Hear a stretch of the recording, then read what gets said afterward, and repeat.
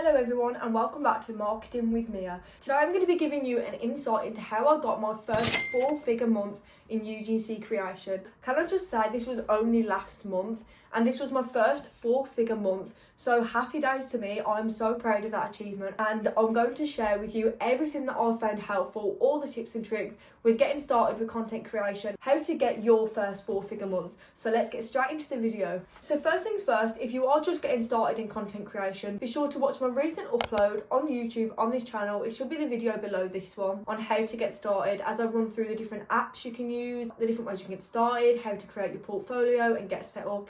All of that is included in my previous video, so make sure you watch that one before you watch this one. Now, let's say hypothetically you've got your portfolio set up, you've got your social media set up, you've set the apps up and you're ready to go. So tip number one, first things first, is that it doesn't happen overnight. You don't start earning 4 figures in a month overnight through this. You don't start earning £10 overnight. It's not going to happen. Everything at first is going to either be gifted or things you own yourself. So for example, when I first started out 4 years ago, everything that I was posting was products that I actually already owned. I was just creating aesthetic photos of the products and tagging the brands on social media. This worked to an extent, but it isn't going to work long term. So firstly, you want to be doing that. You want to be creating high quality and authentic and aesthetic content for brands with things that you already own. For example, you have your favourite lipstick, it's in good condition, take a photo of it, upload it to your Instagram story, tag the brand, create a highlight and add it to your portfolio. This is the main thing, is your portfolio. Brands are only going to work with you if you have a really strong portfolio,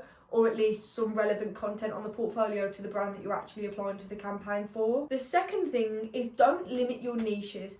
So when I first started, a lot of content creators also online were just dabbling into the fashion and beauty community. There wasn't really anyone dabbling into like fashion, fitness, lifestyle, food and drink, health and wellness. There is so many different avenues you can take with this. If you do want to just stick to one, that's absolutely perfect, and you're probably going to pick up more collaborations at first because your portfolio is going to be full of the same niche. However, if you're like myself and you want to dabble into so many different things, because my lifestyle is literally full of absolutely everything, then my top tip for you is to create a portfolio and create a different page for each niche of work. So for example, I've got a page of examples on my portfolio. On this example page, I'll put a title and insert 2 videos or 1 video in each niche. I'll then do this again, but for photos. Brands want to see photos and videos.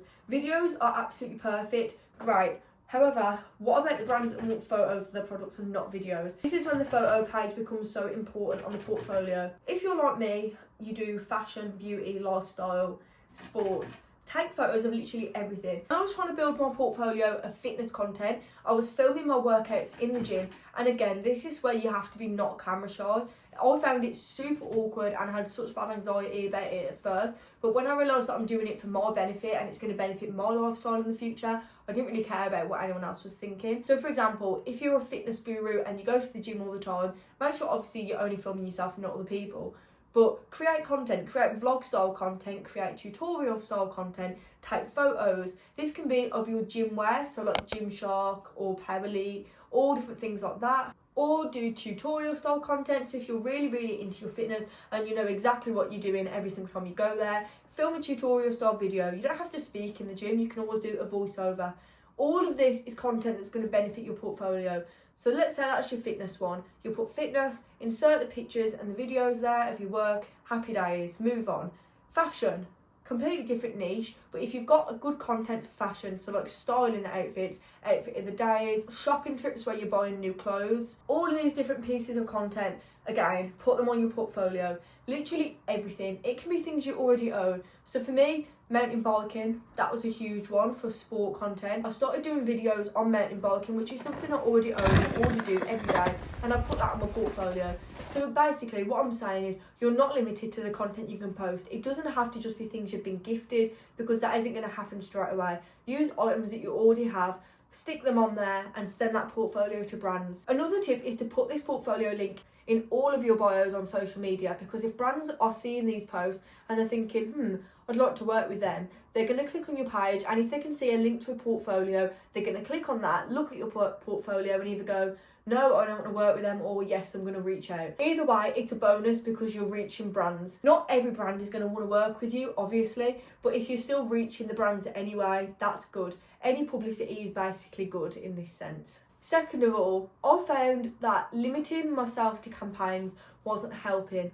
Don't ever think, I'm not really sure on that, that's not really that good. Don't have that mindset that you're above the brand. If there's a campaign available that you can apply for it. Regardless of whether you think you're above it or not, apply for it, because you're not going to be above it. And if you want to earn money, you've got to have this humble mindset of, I will literally work with anyone that wants to work with me as long as it aligns to my values. For example, this is really far-fetched, but I wouldn't work with a brand that's selling vapes because I don't vape. That type of thing. It doesn't resonate, it's not important to my life, and it's not going to benefit me in any way or benefit them in any way, so I just wouldn't collaborate on it. However, if a nail company, for example Glamnetic, who I've recently worked with, if they reached out to me and I have my nails done by a different salon, I wouldn't say, oh no, I'm not working with you because I get my nails done by you. I'd say, yeah, happy to do the campaign and get on with it, because it's something that aligns with my values, it's something I'm interested in, and I'm not limiting myself to the campaigns. So make sure that you literally go for everything.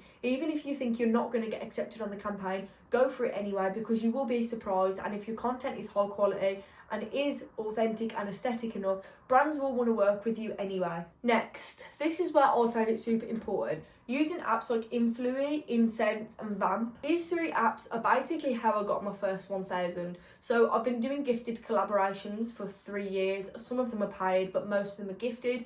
And in the last year, I've basically been doing paid ads and paid UGC content through these apps. These apps give you the option to choose from a free product or a payment.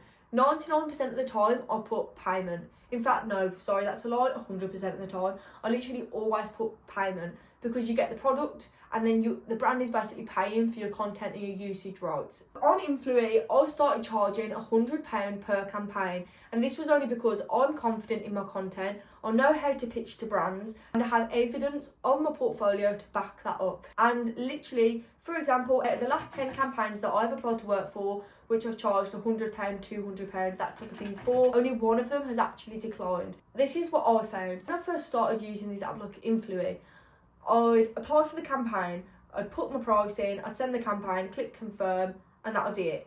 And I wouldn't hear back from the brand, and it would go no further and it would get declined. And this is what I found kept happening, until I then started messaging the brand along with my application for the campaign. So I'd apply for the campaign, put a standard rate in or whatever I want to charge, click confirm, and then I would go out of my way to actually message the brand, give the brand a personalised message of content ideas for the brand that you want to film, say how excited you are to work on that campaign and you're looking forward to hopefully working with them soon, and express how high quality and how much confidence you have in your own content. And when I started doing this, I started actually getting responses pretty much every single campaign. Every single campaign I applied for, I started getting responses from brands, because they could see that I wasn't just applying for them like everyone else. I was applying and then going above and beyond to actually message the brand personally and express how excited I am and give them content ideas. So a message like this, for example, could be something like, hello, such and such, I would absolutely love to work on this campaign with you. It aligns with my values, my audience and my goals. I have extensive knowledge in this specific niche, and I know I can deliver high quality, authentic and aesthetic content to your brand if you are willing to partner with me. Then I'll go on to explain the content ideas that I have. Even if it's just 2 different ideas, I'd say, here are some ideas I have for some content I'd like to film for you. I'm happy to take into consideration some ideas that you might already have, or if you have a specific brief you'd like me to follow, I'm more than happy to do so. But here are a couple of ideas I thought I'd share with you to see if you were interested in them. And then I'd literally list the two or 3, or maybe even just 1 ideas that I've got for videos. So I could be like, I'm thinking of doing a vlog style video, I'm thinking of doing an interview style video, I'm thinking of doing a voiceover, lifestyle, all different things like that. You just want to explain your views and then just put, thank you for taking the time to consider my application and I look forward to hopefully working with you soon. Done. Simple as that. As soon as you've personally messaged brands, they feel more obliged to work with you because they can see that you're eager to do it. And if you have a portfolio to back up this evidence that you can create high quality content, you're pretty much all set and good to go. That was a huge one that I found when going from just working on small ads to larger ads. The third thing is maybe invest in a camera or a better phone.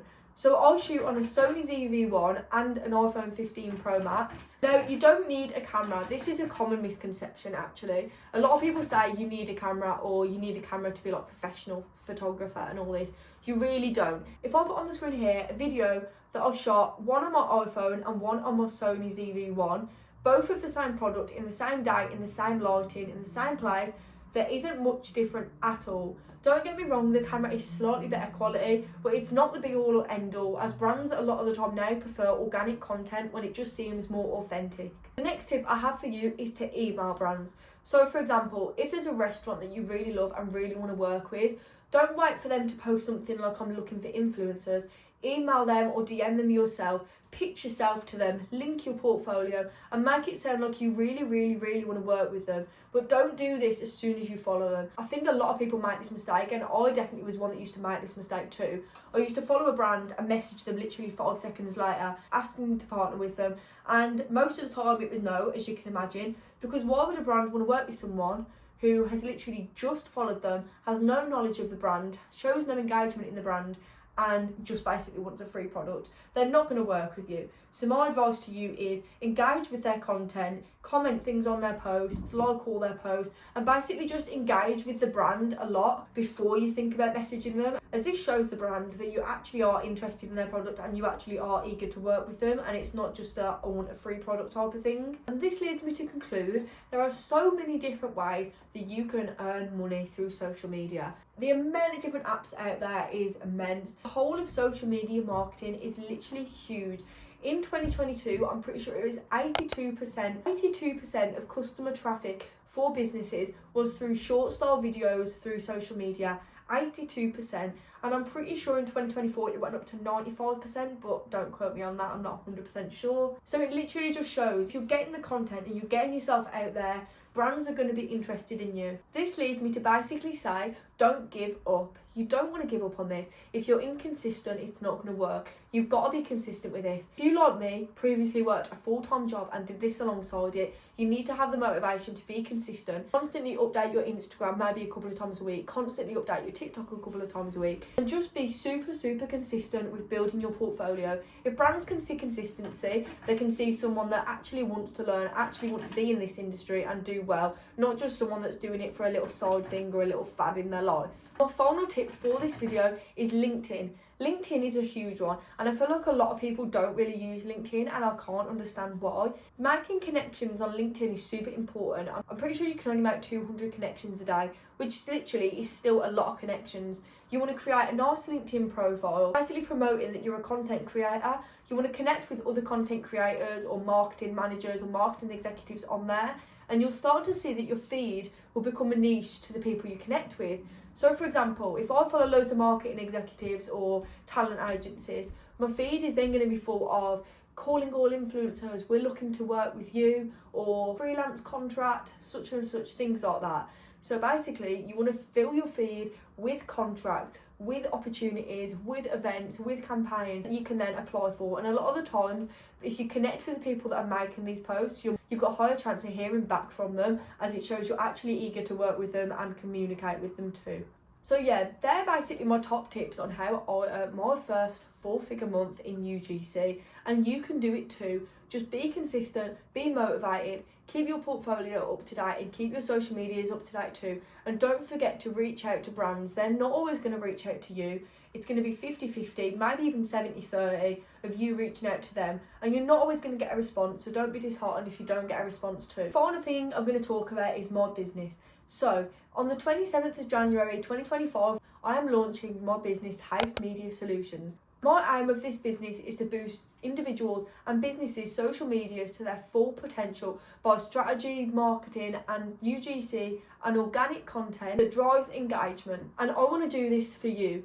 If you're interested in these services, don't really know how to get started, and you're looking for someone to create you a portfolio, manage your statistics and analytics through social media, if you're a business that's looking for someone that can do email campaigns, social media campaigns, run your LinkedIn page for example, then I am the person for you. So be sure to check out my business page on LinkedIn, Instagram and TikTok. You can find a lot of information there, and I'm also hosting a launch event soon. Everyone is invited. So I'm actually hosting a House Media Solutions business launch party, which is so exciting, and that is crazy to even be saying that out loud. It's going to be £10 a ticket, and it's going to be hosted in central Birmingham in a nice venue with cocktails, free goodie bags, sweet treats, photos, literally everything, and I want to see all of you there. So come along for £10 a ticket to support my new venture. For more information on this event, be sure to follow all of my business pages so you can stay up to date with the event and how to buy a ticket when the tickets are available. Thank you so much for watching the video today, and I hope you're excited to get started on your UGC journey. I'm excited for you, and I can't wait for you to hit your first 4-figure month soon. Stay motivated, be consistent,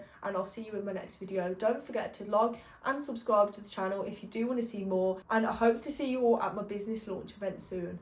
Bye!